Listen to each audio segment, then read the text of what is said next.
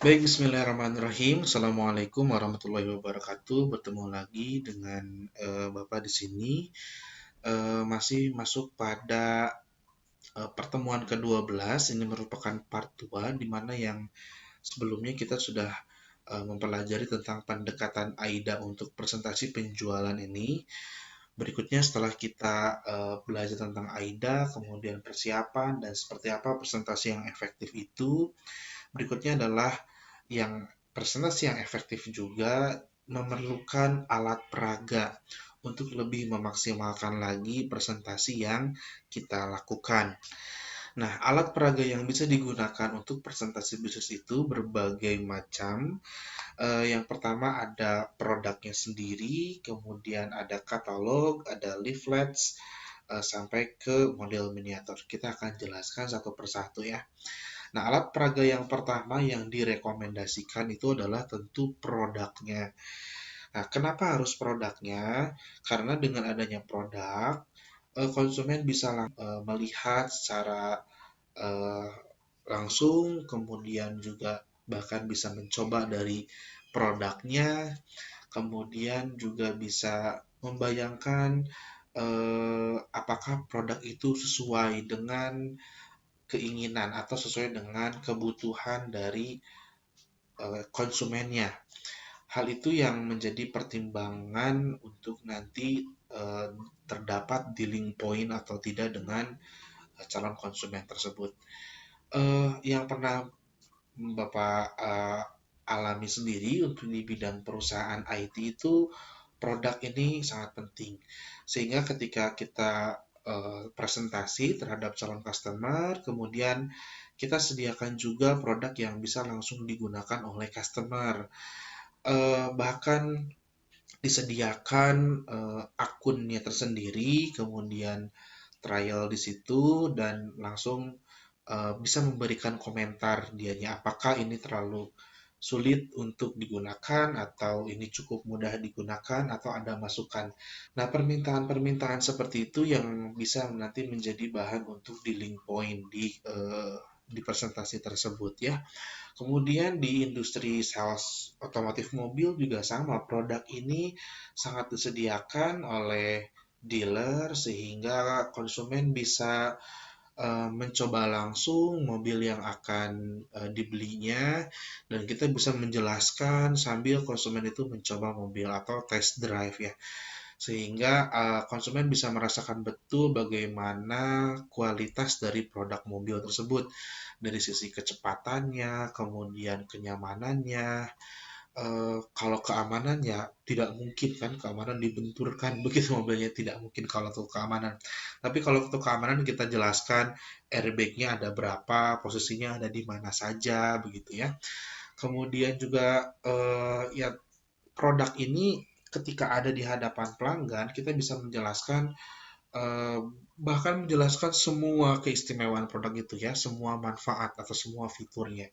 Tetapi sekali lagi yang pertama dijelaskan adalah fitur-fitur yang memang dibutuhkan oleh konsumen. Misalkan ada konsumen yang mau beli mobil itu eh, karena desain mobilnya, maka kita bisa menceritakan sebelum kita menceritakan ke fitur-fitur yang lain, maka kita ceritakan tentang fitur desainnya yang menarik. Ya, misalkan karena Bapak dulu di Toyota, beberapa customer yang beli karena beli mobil karena desainnya itu misalkan Yaris. Nah, ini kan biasanya untuk anak-anak muda segmennya. Jadi yang dibicarakan adalah lekukan-lekukan pada bentuk pada mobil Yaris itu, kemudian desain terbaru, kemudian juga warna-warnanya dan fitur-fitur yang menunjang dari sisi eksterior mobil seperti headlampnya, kemudian juga fog lampnya dan lain sebagainya ya. Nah, baru kita masuk pada fitur-fitur yang lainnya. Ada juga konsumen yang berminat karena kenyamanan, misalkan produknya Innova biasanya untuk kalangan keluarga besar begitu, maka yang kita ceritakan dari mobil Innova adalah kenyamanannya.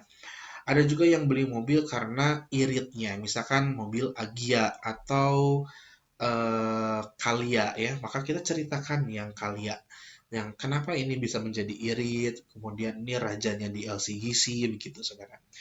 Nah kemudian setelah produk juga ada alat peraga namanya katalog.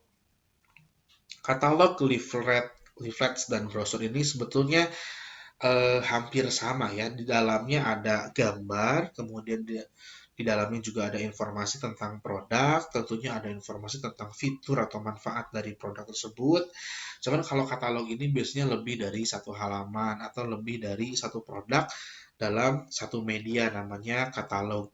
Nah, kalau leaflet itu lebih sederhana lagi, hanya 200 sampai 400 kata dan jarang leaflet yang di insert gambar di situ. Jadi hanya kata-katanya saja, kemudian paling logo perusahaan.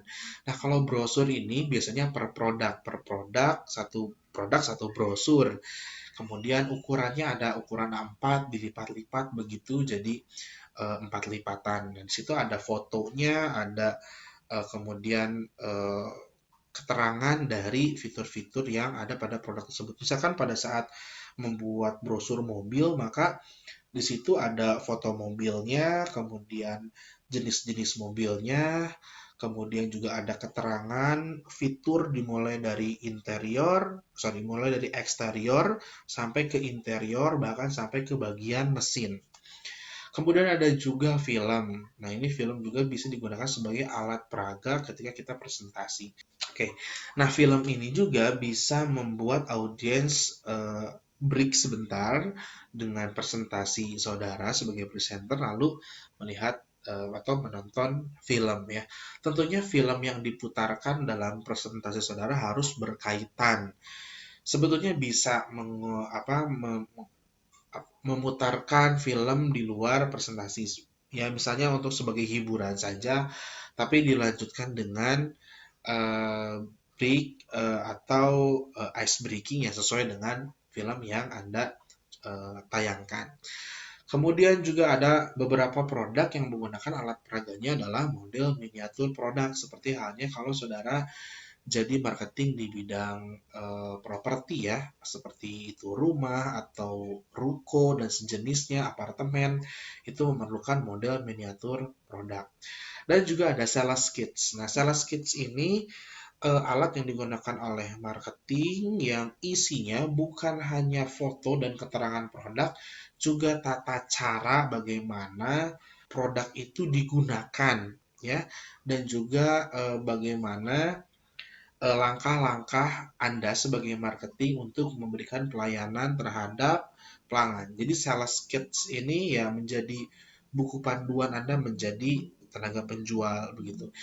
Yang Bapak pernah alami, sales kits ini banyak dipakai atau digunakan di industri farmasi. Jadi di penjualan obat ya, di medrep. Medrep itu medical representative atau ada perusahaan yang butuh level marketing yang bidangnya obat seperti Keling itu menggunakan sales kits ya para salesnya.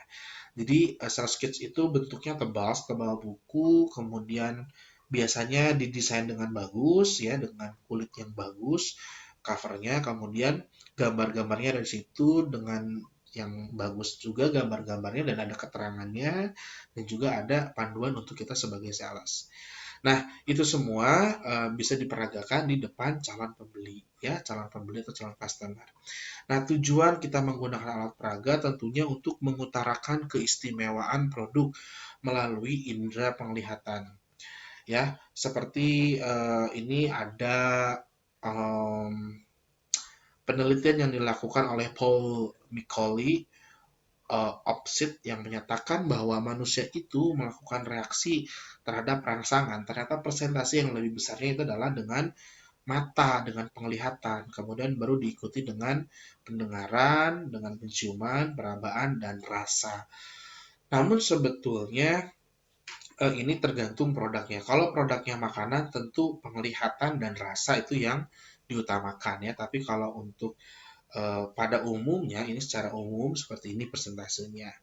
Nah, di sini juga disampaikan di poin yang ketiga bahwa produk adalah alat peraga yang terbaik. Karena ya tadi ya, produk itu bisa digunakan langsung oleh konsumen dan konsumen bisa mendapat penilaian sendiri sehingga kita bisa mendapatkan respon lebih cepat dari konsumen tersebut.